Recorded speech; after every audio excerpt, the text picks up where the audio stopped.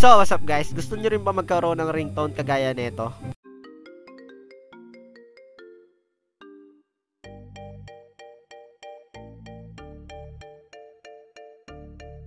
Siyempre, umanap muna kayo ng video na gusto nyong gamiting ringtone kagaya nito.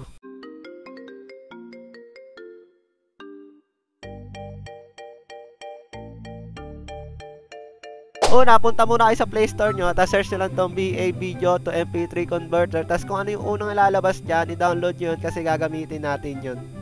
Itong una yan, BA Video to MP3 Converter, install lang natin. Pagka-install nyo, open nyo lang yung app, tapos pindutin nyo lang tong video to music na yan, tapos i-allow nyo lang yan, tapos piliin nyo na dyan yung video na gusto nyong gawing ringtone. Tapos ito yung nakita natin sa TikTok yan, pindutin lang natin, tapos pindutin natin tong next. Pag okay na, pindutin nyo lang tong format, tapos piliin nyo lang dyan kung anong format na gusto nyo. Pero MP3 yung pipiliin natin dyan kasi yung video na nakuha natin, gagawin nating ringtone. Pero marami pa dyan, tapos ayan, pindutin lang natin tong next. Hintayin lang natin to matapos hanggang 100%.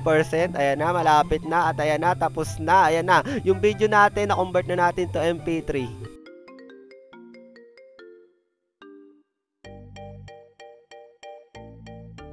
Pag okay na, pindutin lang natin to, tapos allow lang natin, tapos mapupunta tayo dito sa settings, tapos i-allow lang natin din yan, tapos balik tayo dun sa app. Tapos pag okay na, pindutin nyo lang ulit to, tapos pwede kayo mamili dyan kung pang ringtones, SMS ringtones, o alarm ringtones, yan, pili lang kayo dyan. Kaya ako sa inyo, gumamit na rin kayo nito para matanice kayo sa akin.